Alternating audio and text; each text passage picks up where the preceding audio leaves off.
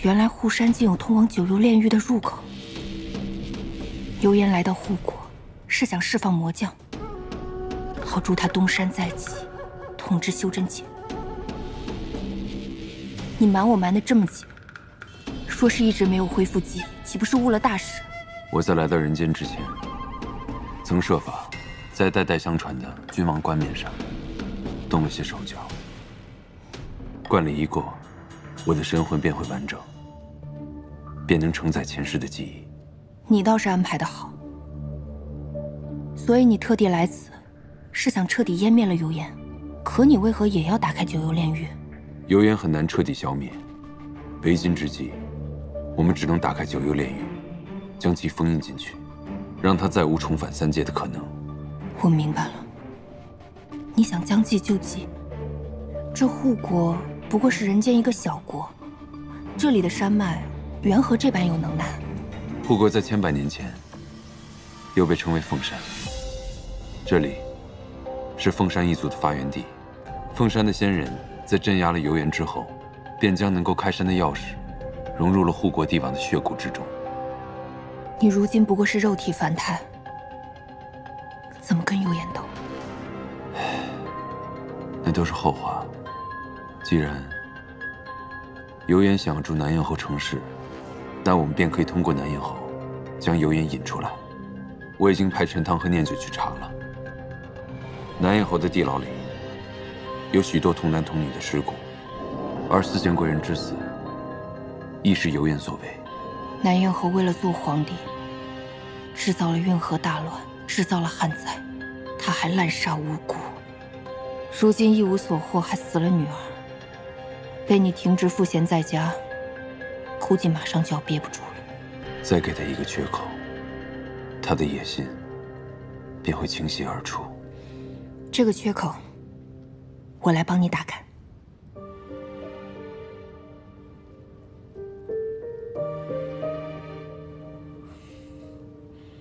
不了，我们的婚礼用在这儿，太浪费了。不管是拜山，还是引油盐前来，都需要成亲。况且，我体内的魔气，不知会发展到何种地步。若魔丹真的失控，我便只能与他同归于尽了。此事若让司马教知道，必定会扰乱他消灭油盐的计划。你在想什么？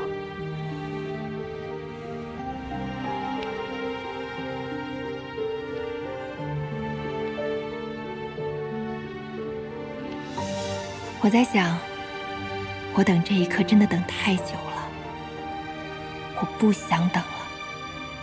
这一次，我们真正的结为夫妻吧。好。对不起，刚说了彼此要单争，我便要食言了。但至少，我还能多为你留下一些美好的回忆。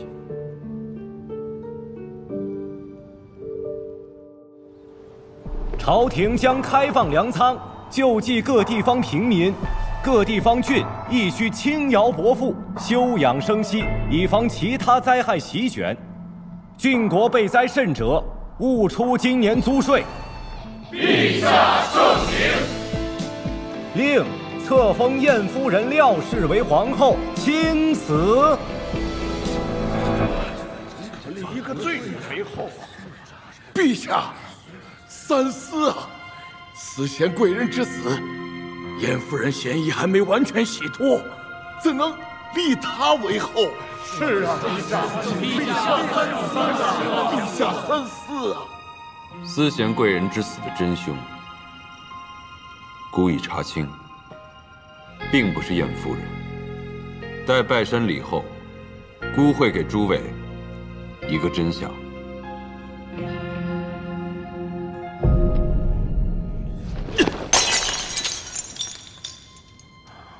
尸骨未寒，那司马教竟着急要册封那妖妃。侯爷息怒，晏夫人近日愈发憔悴，脉象也很是细弱，想必妖力远不如前。若是此时下手，便是大好时机。此花当真？你是何人？无法，这是助我之高人，这是易货，宫中御医。他说的肯定没错。看来廖廷彦当真散去了大半修为，已无法与我抗衡。侯爷，此时便是拿下司马交的最好时机。若他成完亲，便能拜山，届时他将会拥有传国玉玺，成为护国真正的皇帝。您若再心慈手软，可就无力回天了。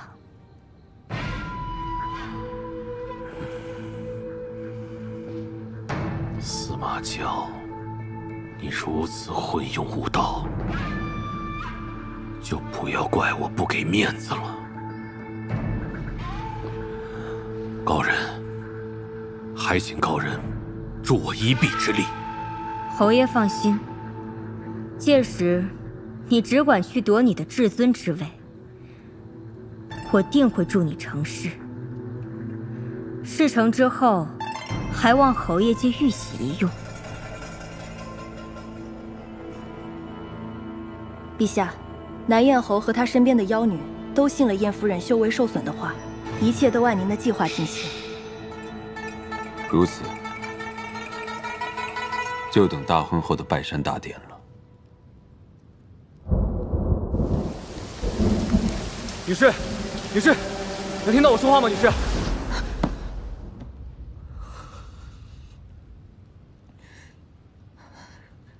这梦越发古怪离奇了，还偏偏都是现代记忆的回溯。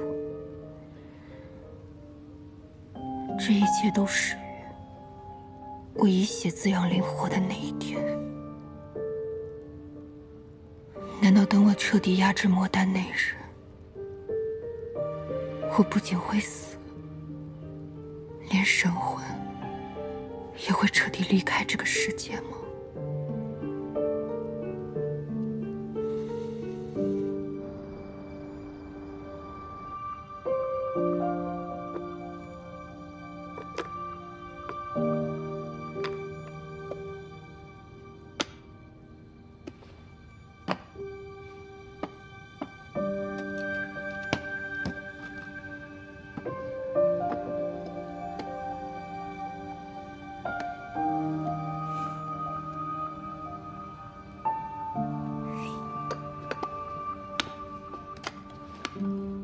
贵人，您吩咐的大婚流程已经让下面人去操办了。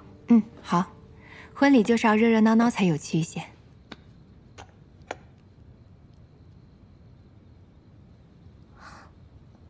夜深了，您快去歇息吧。不行，还有好多礼物没有做完呢。日后慢慢再做不也来得及吗？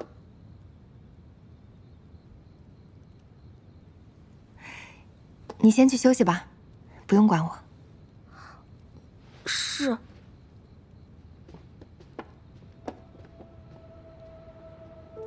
司马交，恐怕封印油盐那日，我体内的魔丹也会失控。那时，我会燃尽自己，帮你消灭油盐。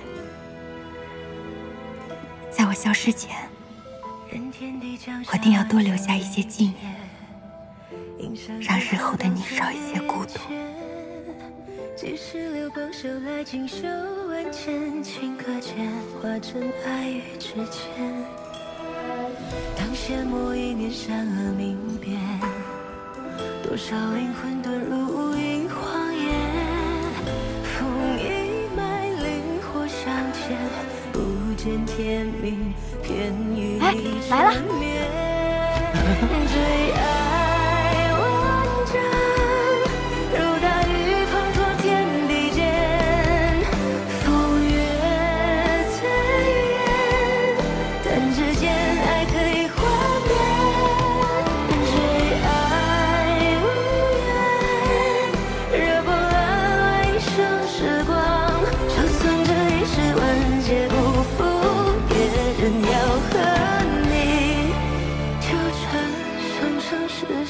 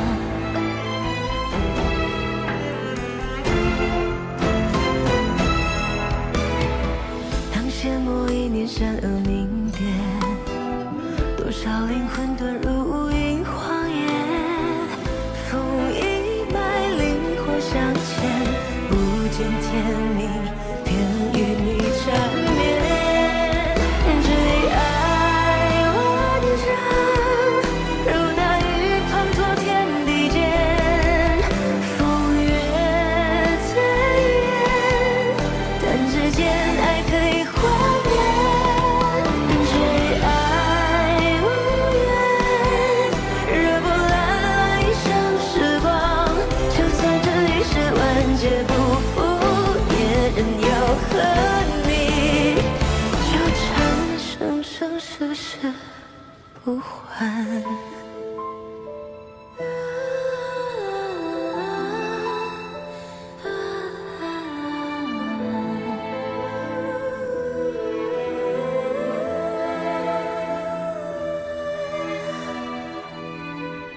今日这么大阵仗，南燕侯必定坐不住。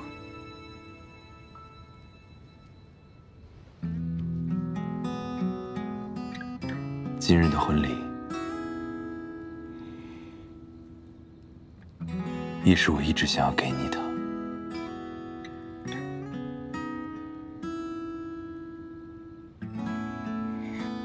我有礼物要送给你。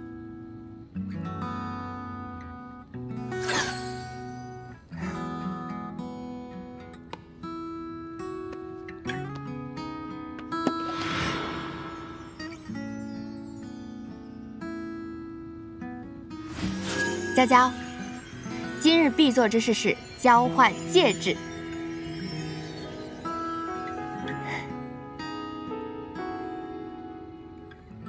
这是你曾赠予我的情侣戒指，如今应当叫婚戒。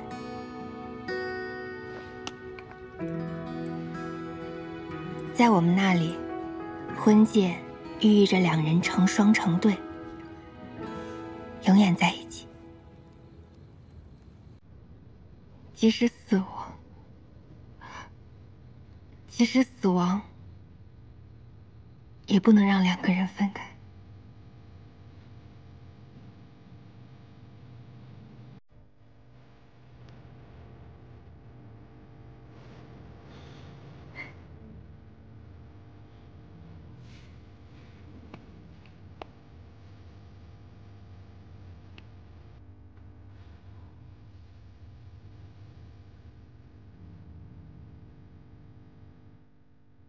从今往后，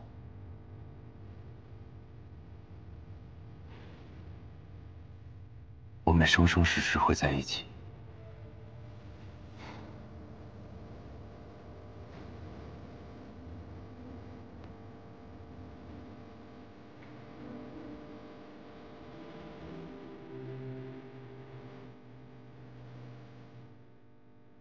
在想什么？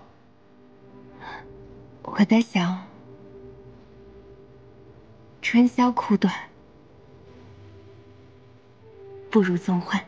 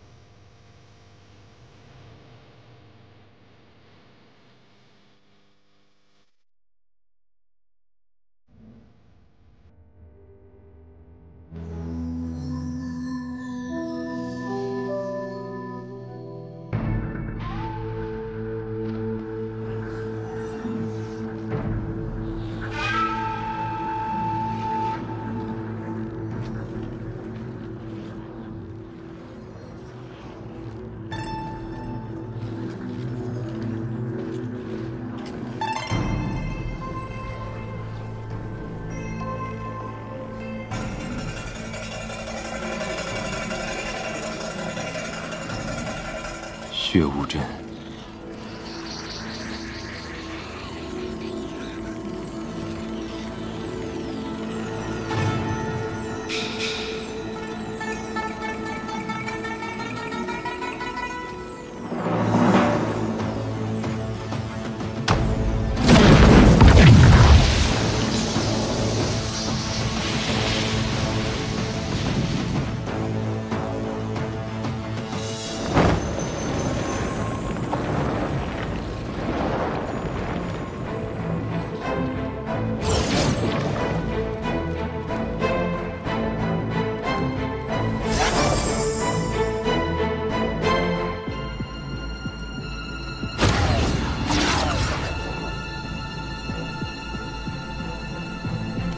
用凤山血脉浇灌出的血池。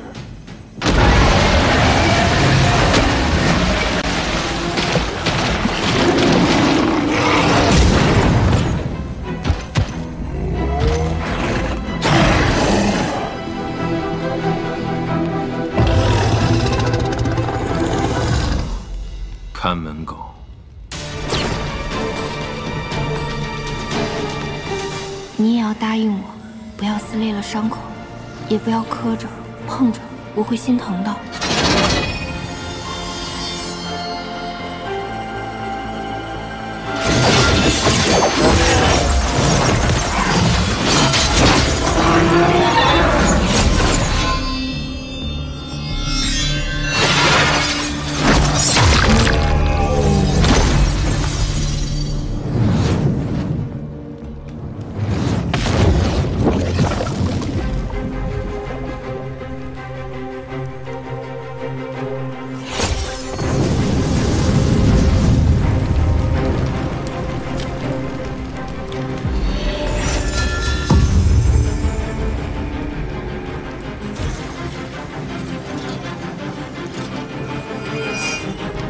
进来。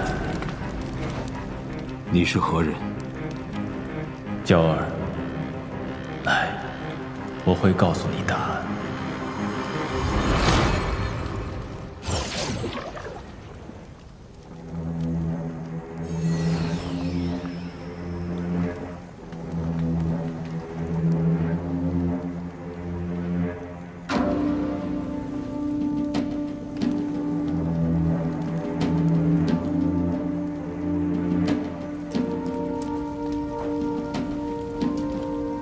那次灵火果然在此处。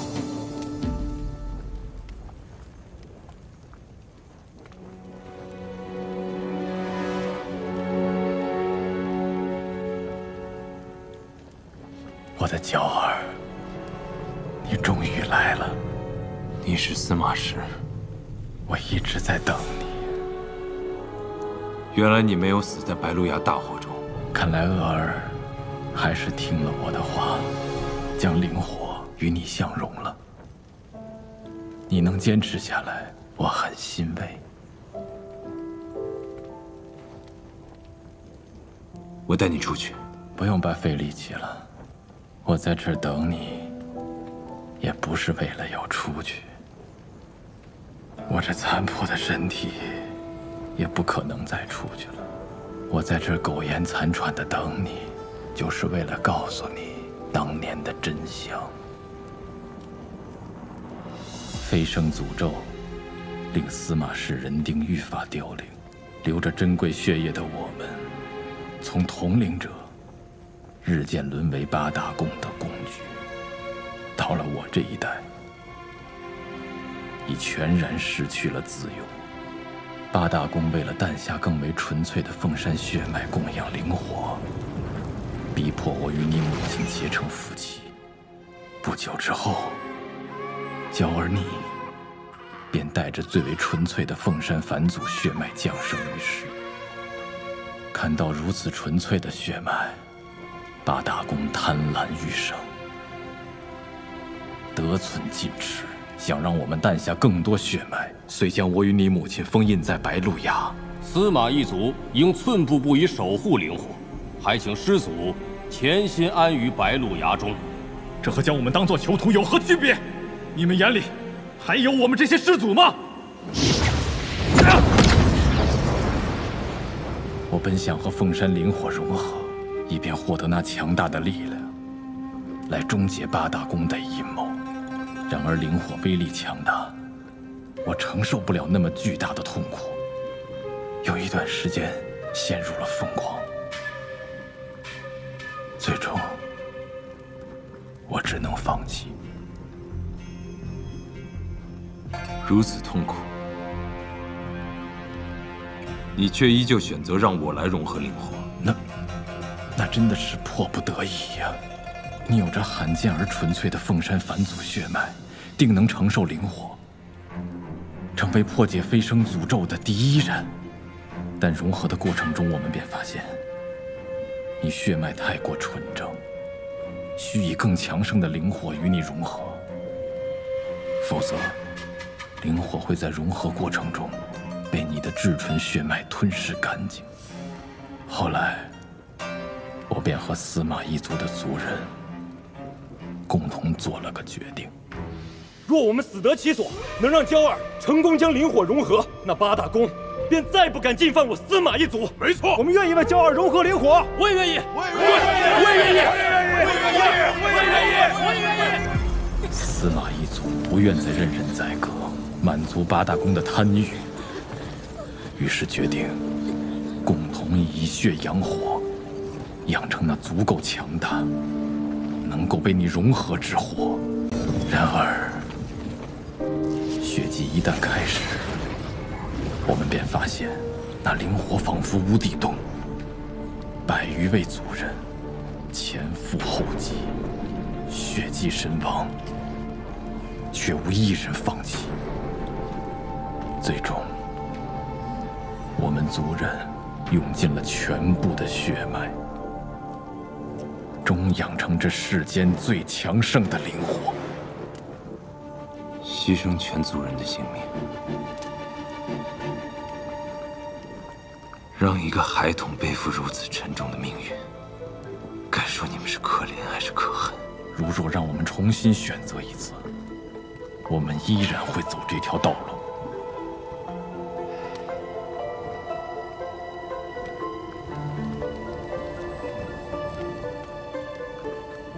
那你又为何会在此处？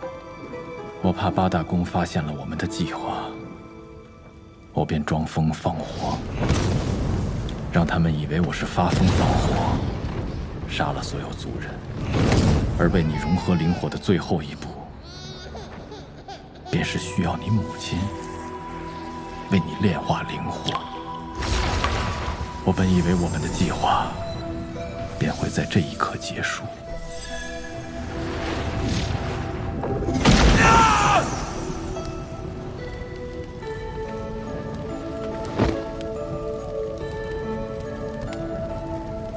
死了，不好！司马鄂呢？白鹿崖大火时，施家安插在八大宫中的眼线，发现了奄奄一息的我，于是将我从白鹿崖偷偷带走。原本施家的确是想救我，但我被救出以后，急于想要找到你，让施拥有从我这里获知了破解飞升诅咒的秘密，这引起了他的贪欲。施拥有伙同他的弟子10千旅，从白鹿崖偷走了一小簇即将熄灭的灵火分身，以我的身体作为灯芯供养。同时，施拥有与10千旅暗中打造了百凤山，收集凤山血脉，以血来培养你这组灵火。没错。既然你到了这儿，那这一切便都该终结了。娇儿，你要记住，我们是凤山一族，凤山一族天生不凡，注定与天地同寿。天地同寿，你看清楚了，如今这司马一族只剩下我一人。只剩下你一人又如何？只要你能活1000年、10000年，只要你不死，凤山一族就永远在，我们一族的辉煌便有重现的那天。只要你把它吞噬了，你的伤势不仅会痊愈，更能让你体内的灵火倍增。除了强大之外，还有一种可能。我在吞噬灵火的过程中，被灵火瞬间燃尽，对吗？你是千万年罕见的凤山返祖血脉，你定能做到我们不曾做到之事。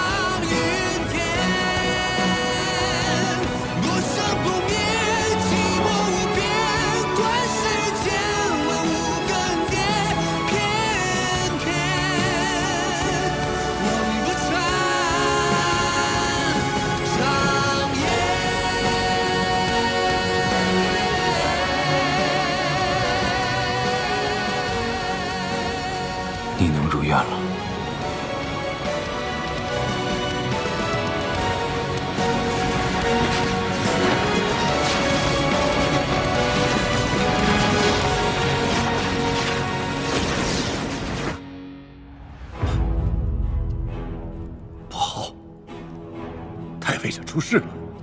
掌门，叶公主传信，已有廖廷彦下落。速热接入林，将廖廷彦绑去太玄峰，否则他应职工族人都要死。是。我感知到了太尉山的灵火有异样，恐怕这司马娇已经找到了那里。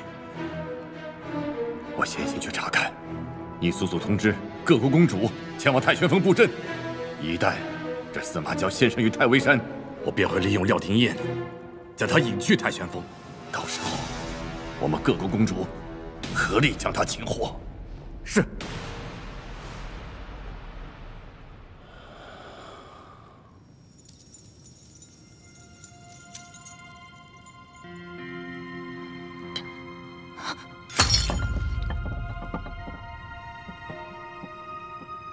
莫非司马娇这一遭会发生什么意外？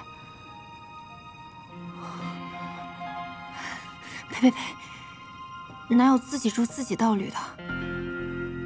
他那么厉害，能杀他的人恐怕还没出生，哪怕受点小伤，也不会有大事的。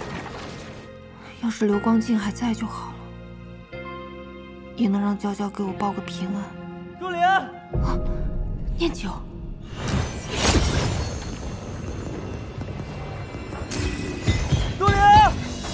朱灵，念九，廷烨，抓住他！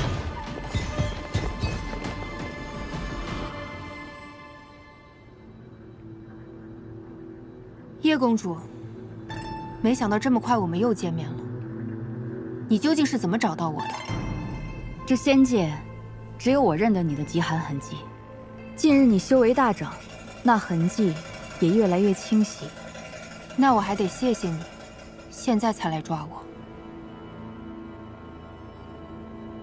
掌门有令，若捉不到司马娇，务必要将这个廖廷彦带回去。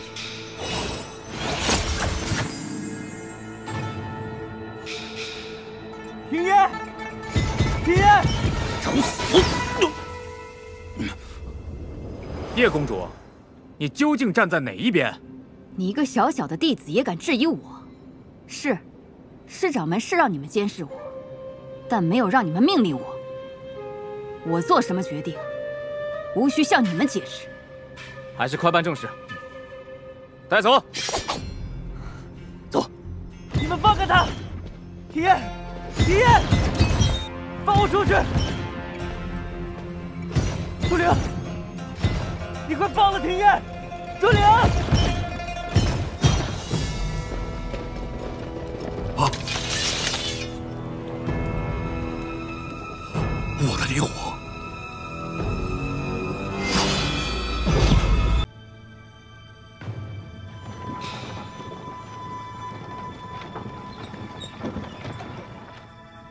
爹，您说过很多遍了，司马娇是我施家不共戴天的仇人。可现在仙魔两界刚刚打完仗，他也才刚醒，不会那么快找到咱的。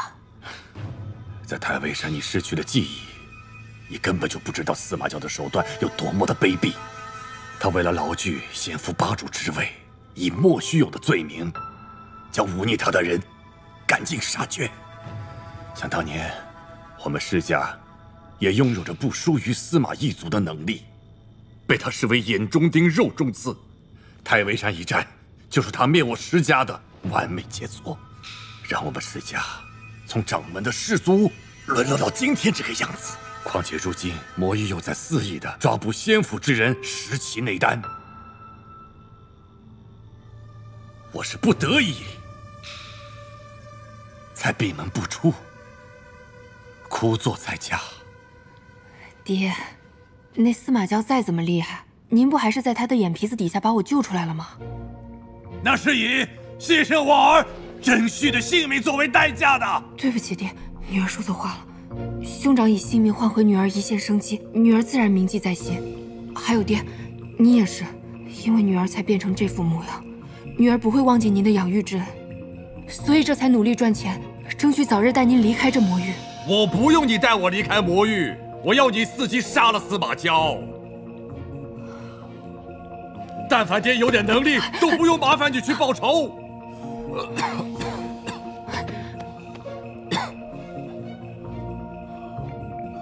你懂了吗？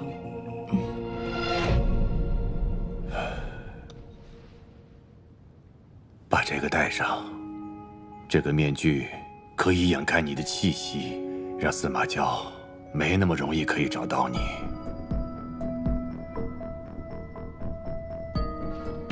这都是为了你好，才替你着想啊！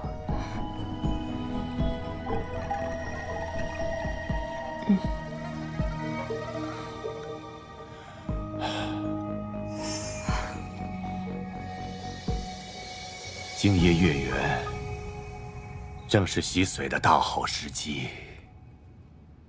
可不可以不洗髓？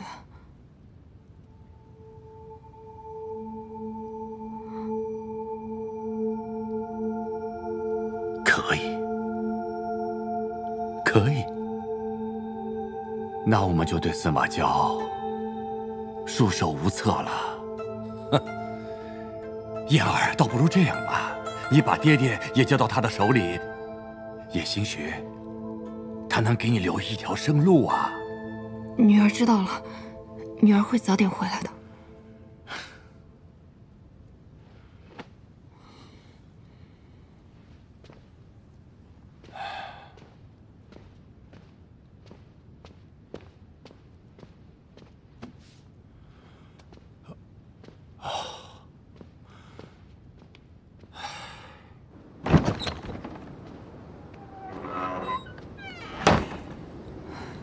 一天天饿得连走出这鹤仙城的力气都没有，还想着复仇。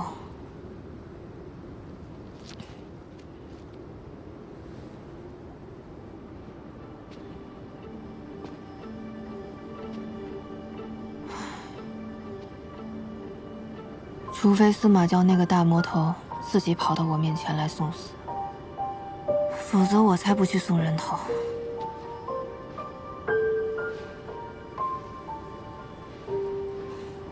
不然下场可能跟你一样吧。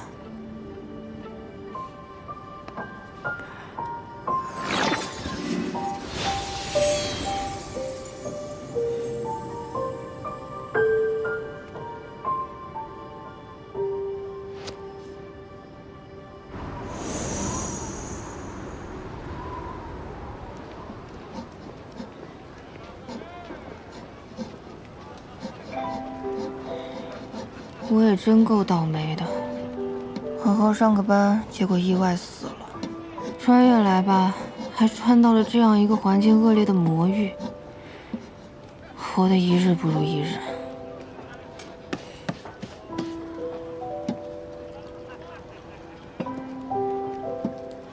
但我毕竟占了原主的身体，还是要替他给他爹养老送终的。况且这爹对我吧，也确实还不错，还救过我。哎，这恩情我是要还的。叫了18年的爹，假的也快成真的了。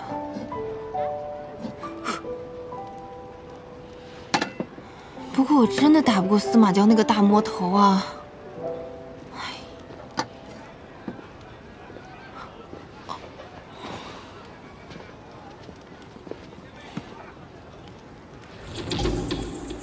你能行吗？我听说你收尸的本事不错，这才大老远喊你来东城的。修爷放心，包你满意。去吧，麻利点。哎。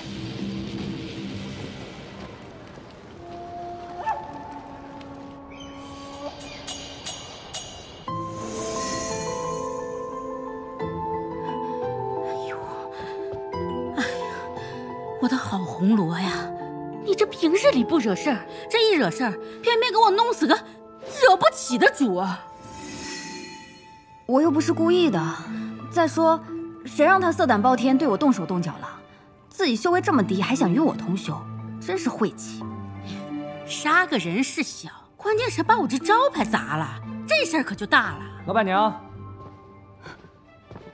听说您遇到麻烦了，这不，我给您送解决办法来了。就这身板，能摆平这事儿？就是啊，我看今日这道大菜，你这小胃口，怕是无福消受。欺人太甚！哎，我这同僚虽然长得瘦小了些，但这善后收尸的本事可是一流的。他可是我特地从东城叫回来的。是吗？要不你试试？这事儿不太好办呢。我就知道你办不了。不太好办，不是办不了，是要费些功夫，才能将红罗姑娘干干净净的摘出去。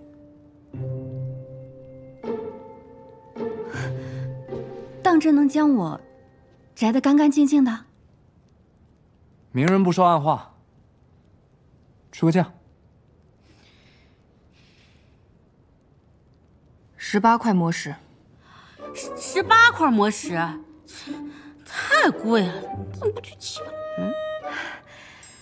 这样吧，若是今天能将二公子的事情解决的话，我做主，咱们胭脂台以后少不了你的好处。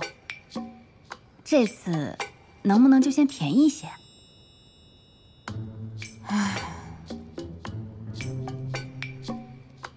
最低价15块。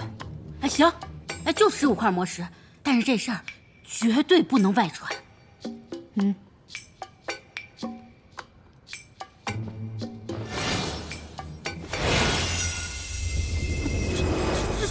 在下布置现场了，做成这2人与二公子斗殴致死，与红罗姑娘无关。过程呢会有些难看，各位请先行出去吧。走吧。老板娘，走吧。这能行吗？走。那就交给你了啊。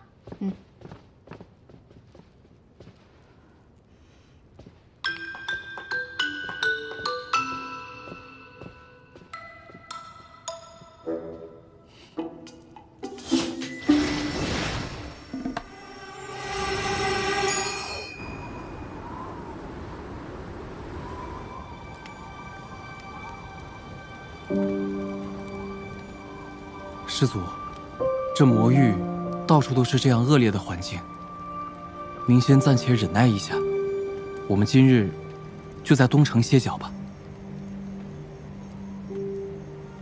成功啦！这是我用师祖您帮我提升的修为变出来的，如何啊？我为你提升修为，你就拿来做这些？这能让你开心啊，不好吗？师祖，我想庭燕应该也不想看到您这样伤心难过的样子。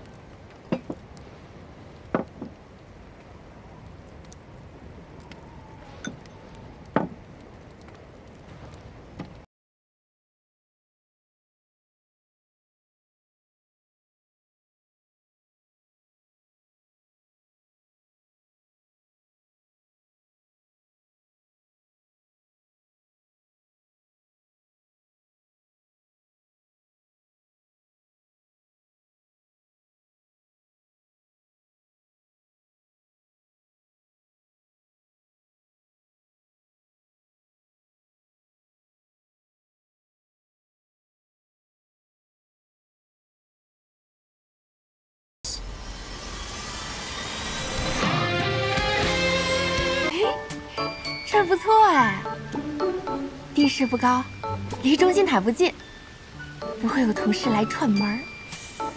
在这儿铺一床厚被子，豪华大床房。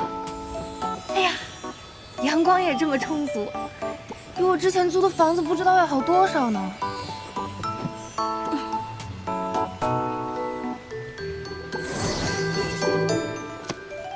这个乾坤袋虽然品级不高，但补给日常用途绰绰有余了。徒儿切记，进入三圣山，不可与人结怨，只管本本分分的做人，事事不强出头。师傅呀，师傅，我不是出不出头的事儿，徒弟我差点出殡了呀。你好能装啊！小小的乾坤袋，大有乾坤。早知道把所有家当都装过来了。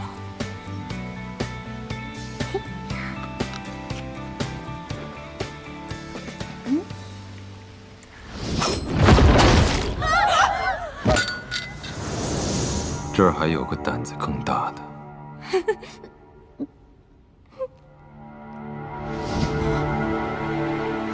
能在暴躁大魔王手里捡回一条命，我可真是福大命大。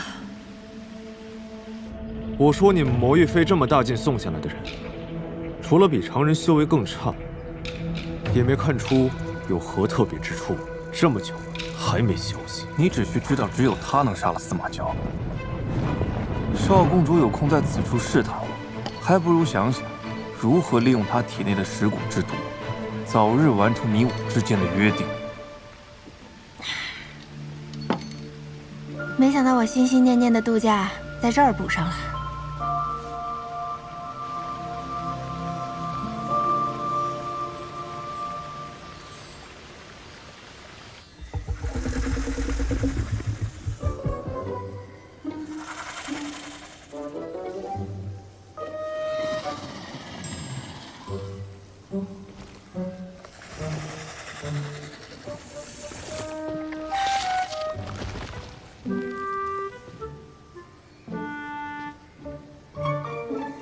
他竟是在睡觉。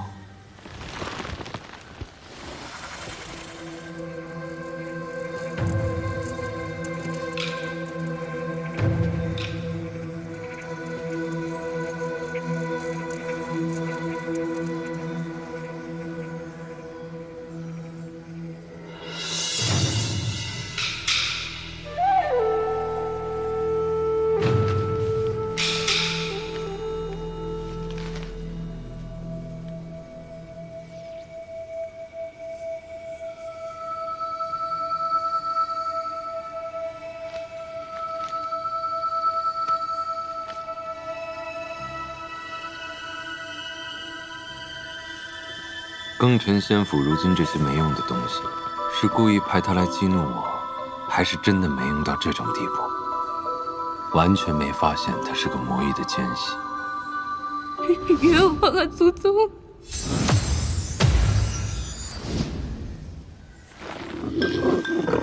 蠢蛇，我怎会因一个区区魔域之人而头疼？分明是我身体里的灵火在作乱。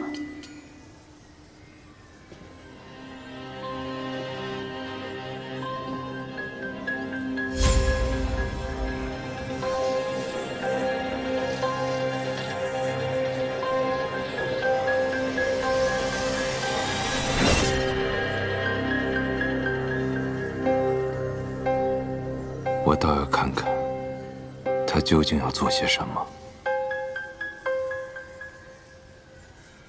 他怎能睡得这么沉？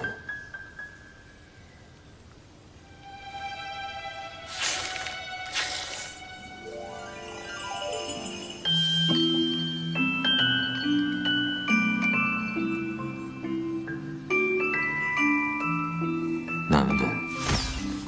走了。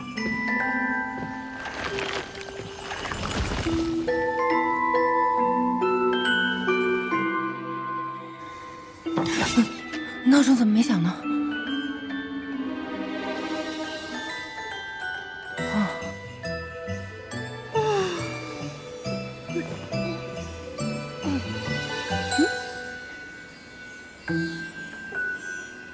这花还怪奇怪的，晚上还会发光呢。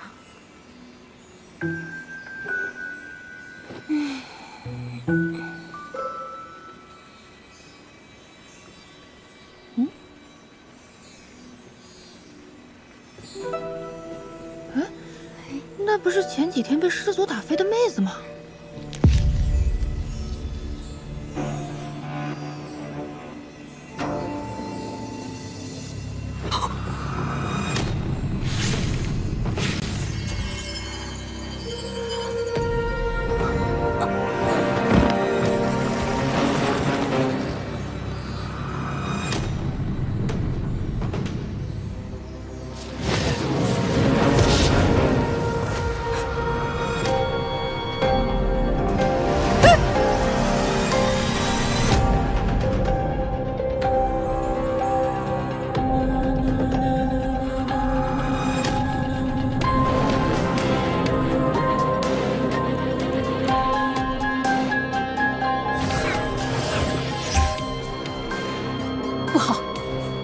龙的本命之火熄灭了。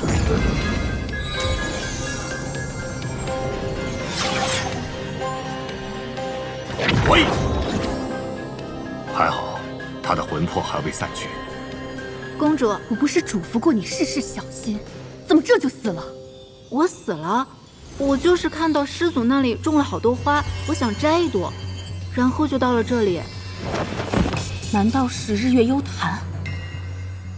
月公主，还好，先府弟子都有一次脱生的机会，你还是早点做准备，送他去脱生吧。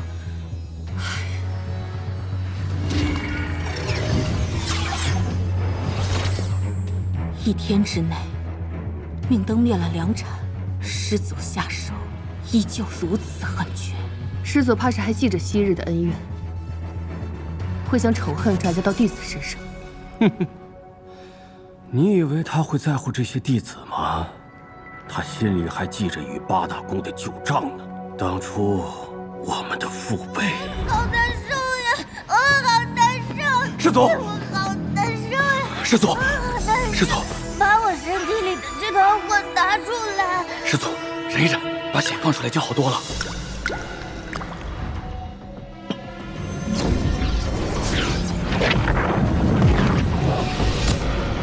往日八大宫喝他的血，又让他在三圣山被关了500年，他的仇恨只会与日俱增。师祖对待他们尚且毫不留情，要是有机会直面我们八大宫，恐怕会更加为所欲为啊！殷公主说的对啊，哎，她的意思是说，让我们先下手为强。这。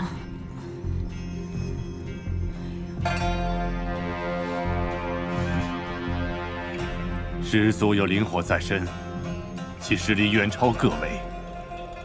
如果此时贸然挑衅师祖，怕是最后也落得一个惨死的下场。如今师祖虽已练出灵火分身，但三圣山封印尚且稳固，师某还恳请各位切勿轻举妄动。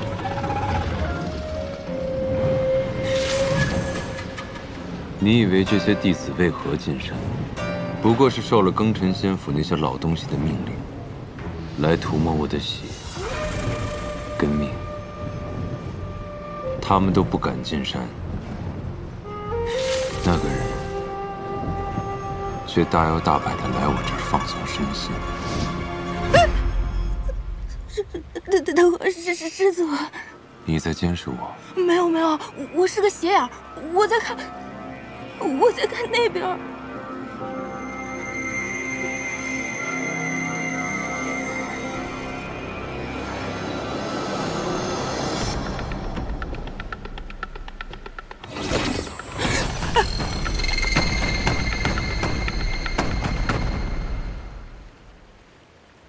告诉我，你到底是来做什么的？来调整作息，放松身心，简言之，度假。啊？怎么回事？怎么话到嘴边就变了？肯定是这孙子搞的鬼！全幻世界害我，这里竟然还有真化 buff 这种东西。你不想杀我？不想。你为什么不想杀我？我不过是一条无辜的咸鱼罢了，修为低成这样子，多想不开呀，要杀你！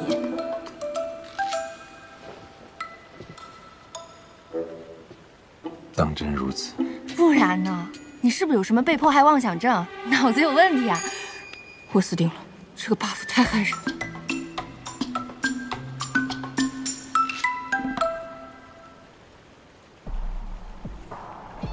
救命啊！到底杀我还是不杀我？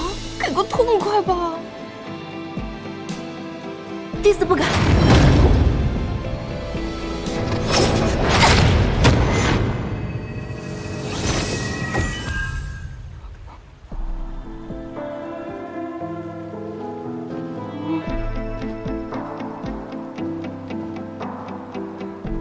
这师祖是闭关闭太久，精神出问题了吧？不是。庚辰仙府一开始方向搞错了呀，送什么弟子进来侍奉？我看应该送医生进来给他治治脑袋。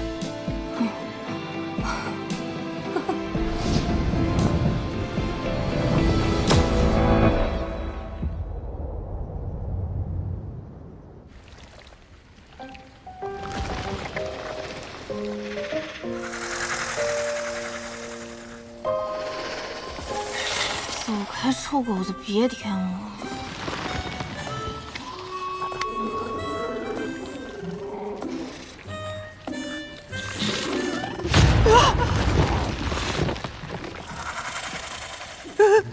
说兄弟，我细胳膊细腿的，你饶了我吧！你吃了我反而塞牙。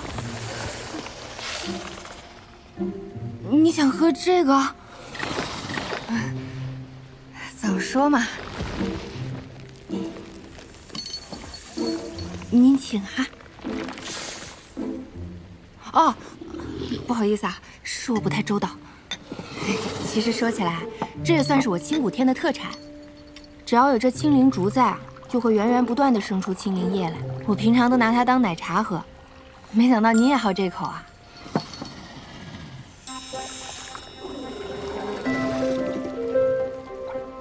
这蛇怎么狗里狗气的？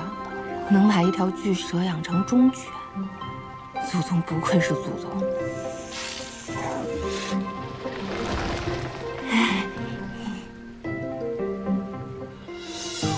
我这算是又狗了一天。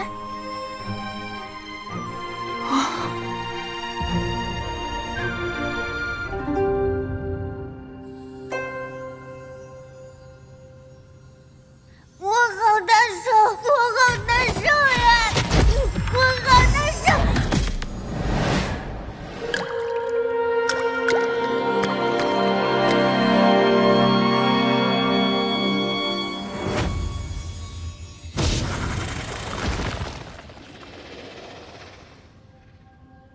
魔异的东西你也敢喝？是嫌活得太久了吗？你只不过是过去吃喝了2回，现在便替他说话了。世人皆贪婪，更何况是魔域之人，不是想夺灵火，就是贪图血凝花。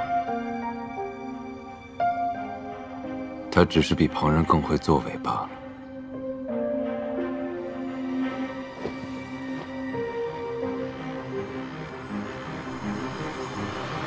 宁生石谷，紫 A 月之宫的玉蓉蓉消失无踪，连尸体都没找到。这山里又只能进不能出，想回宫都不成了。师祖的脾性，谁也琢磨不透。先别乱。无论如何，我们活下去才是关键。如果我们当中有一人能够得到师祖的垂青，成为师祖娘娘，那我们天之宫便能一举成为8宫之首。司马娇果然如公主所言那般残忍无道，我们必须找出她的弱点，早日杀了她才是。凤山灵火已与司马娇融为一体，如果司马娇死了，灵火也会熄灭。这样一来，整个庚辰仙府就无法生发灵气了。我们如何修道？那血凝花是由灵火吸取司马娇的血长出来的，吃了血凝花和司马娇的血，我们照样能提升修为。你忘了公主说的话了？当年她得罪了司马娇，如若有一天她一个不高兴想要翻旧账，我们都死无葬身之地，还何谈修道？你们叫我来，就是为了商量这件不可能的事情。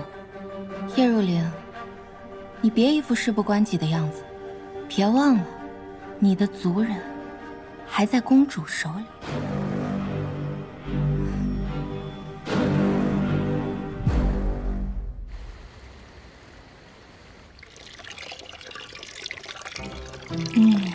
我已经给蛇兄安排上了，希望他今晚不要吵醒我，让我睡个安稳的觉吧。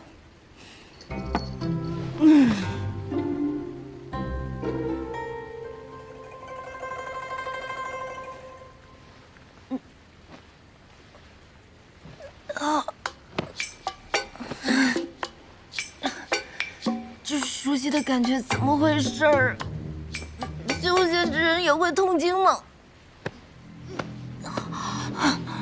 太痛了，越来越疼了。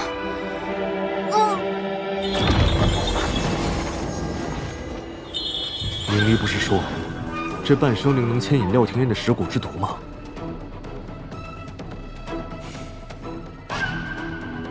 怎么他听到召唤之后居然毫无反应？是廖廷烨，莫非真的以为攀上了司马娇，就可以摆脱我们的控制了？哼！好，我且看这蚀骨之毒，你还能挺过几回？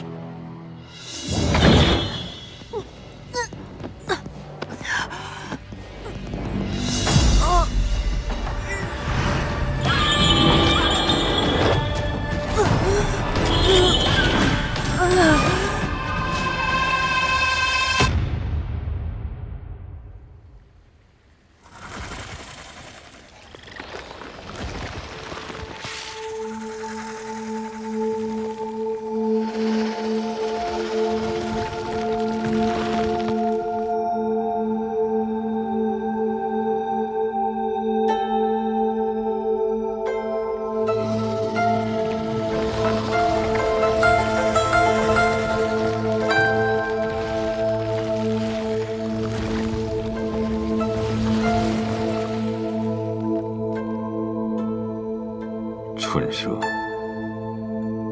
你带了个什么回来？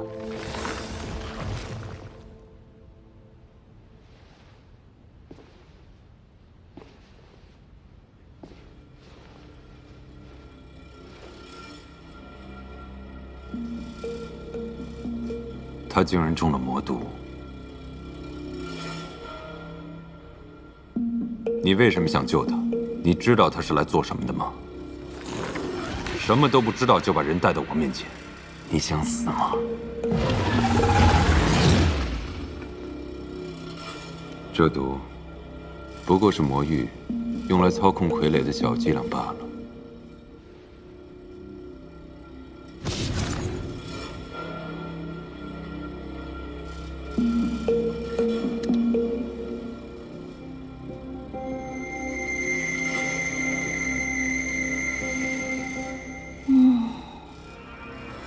竟然直接睡着了。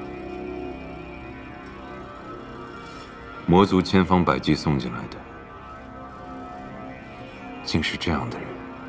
看来，他比那些蠢货聪明，不仅没到我面前来找死，还笼络了那条蠢蛇。如此深沉的心机，配得上这张脸。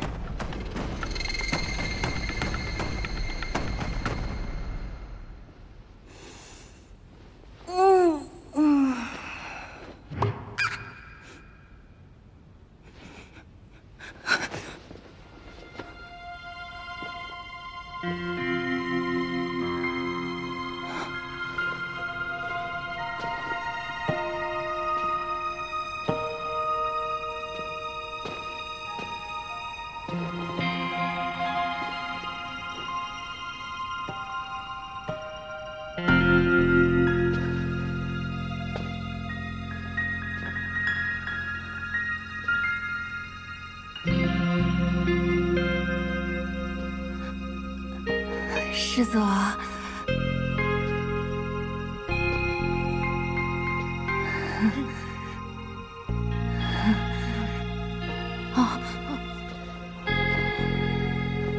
我怎么在您的殿内啊？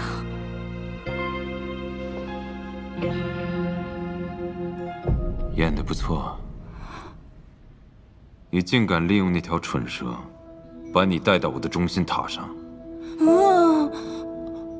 我猜可能是昨天晚上我肚子疼，我疼晕过去了，然后蛇兄担心我，他想让您救我，我没有想要麻烦您的意思。哎，我肚子不疼了。喝了我的血，自然不会疼。我喝了您的血啊！敢吐我就杀了你。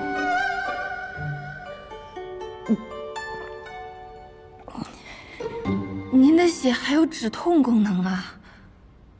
不仅能止痛，还能增进修为，这世间无人不想要。不用算上我，我不太想要。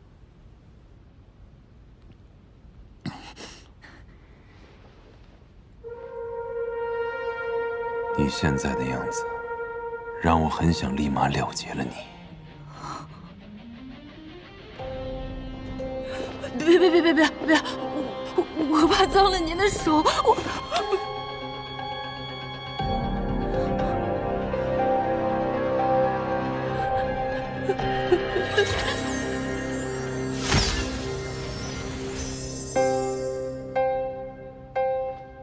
既然如此痛苦，为什么不动手杀了我？因为无缘无故、无冤无仇。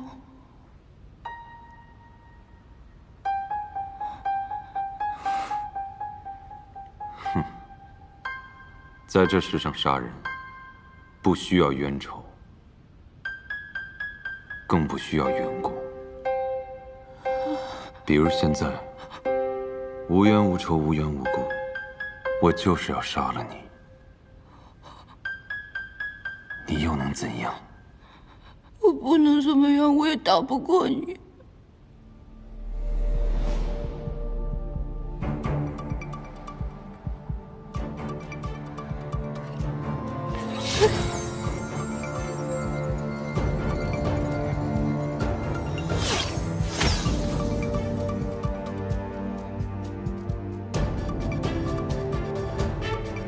你要我杀，可我偏不杀。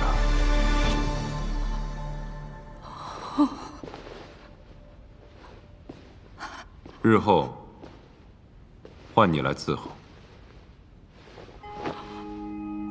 我啊，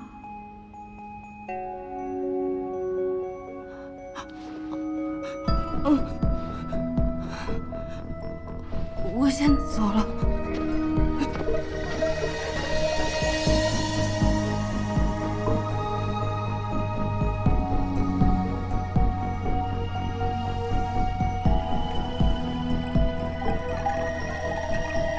无冤无仇，无缘无故，就不想杀我。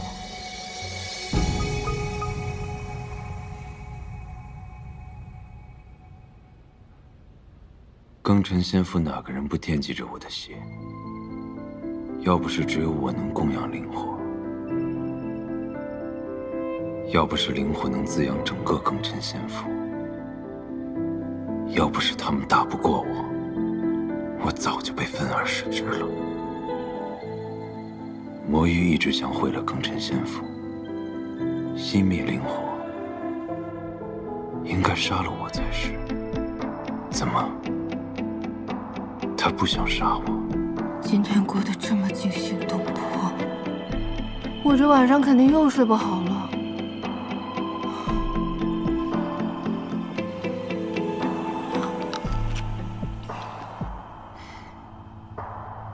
真是可笑，真人之事问出来的答案不会有假。若他真无杀心，或许可以利用他一番。500年，新月夜。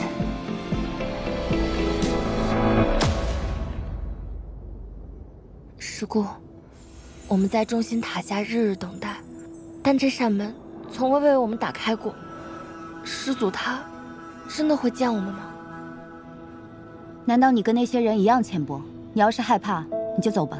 不，师姑，我只是不知该怎么面对师祖。公主曾经说过，在这位师祖面前，试图掩藏自己是不可能的。我们只需要拿出最谦卑、最虔诚的姿态，将我们的心思都暴露给他。只要我继续坚持下去。 师祖一定会被我触动的。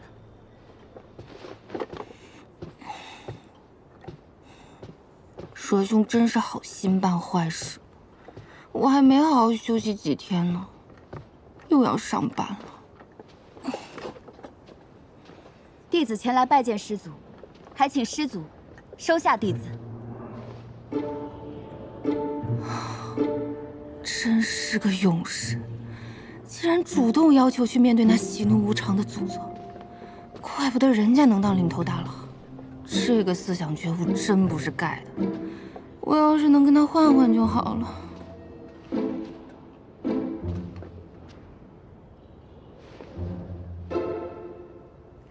嗨，你竟然还未死！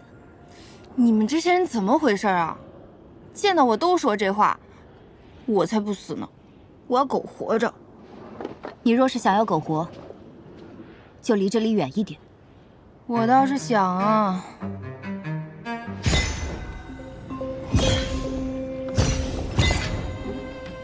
这师祖怎么回事啊？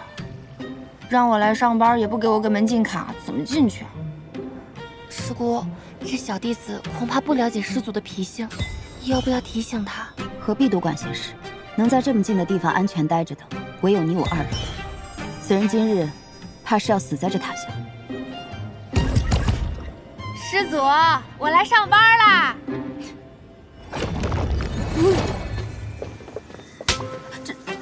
这怎么会？这个门是敲一敲就能进的吗？方才那个弟子是怎么进去的？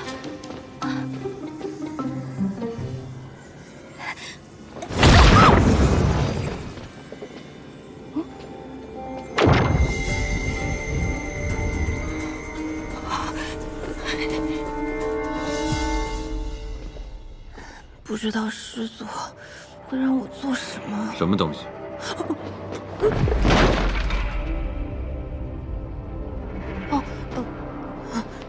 这些都是我日常的生活用品，我从乾坤袋里掏出来的。但是我不太会用灵力，我就只会往外拿，不会往里收。放下你那些破烂，跟我来。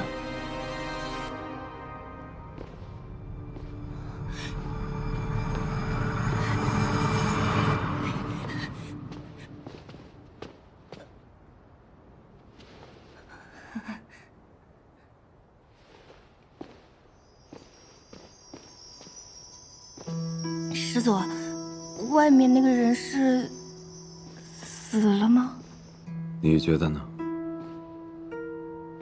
为什么要杀他呀？比起那些能一眼看透的贪婪，我更讨厌那些已经失去脑子和灵魂的傀儡，连杀他的兴趣都提不起来。那为什么？他太吵了，令我有些厌烦。嫌烦就要动手吗？这祖宗好疯啊！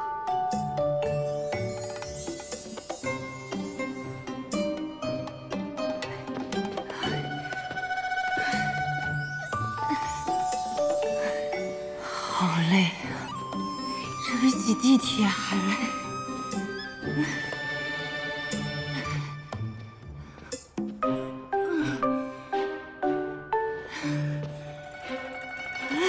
走不动了。师祖，弟子斗胆问一句，我们爬这么高，是要干嘛去啊？不做什么。看来这祖宗是闲得太无聊了，就想玩死我。以前上班至少还能做个人，来到休闲世界打工，却只能做领导的玩具了。你先打扫这层。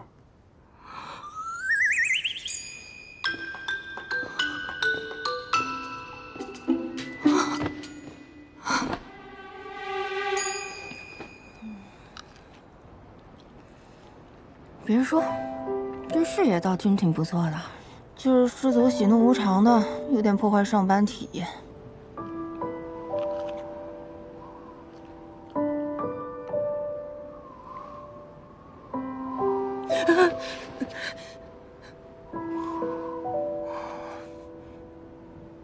不过，在这高塔里独自闭关500年，性格变扭曲了，也不奇怪。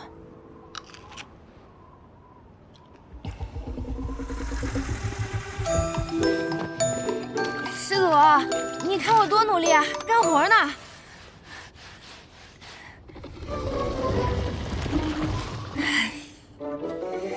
师兄，是你呀！我以为老板来查岗呢，吓我一跳。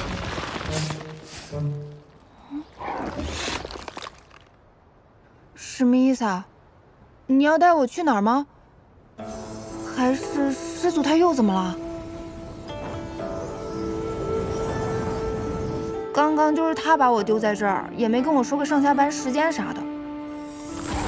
啊，你要直接带我去找师祖吗？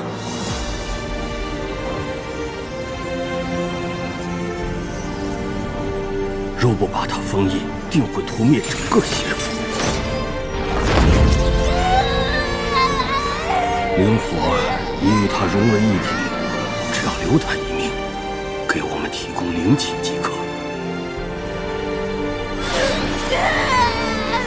不如在此封印之上再加一道禁制，此禁制连着他全身经脉，可压制住他，令他无法自戕。即使他再痛苦，也不能求死。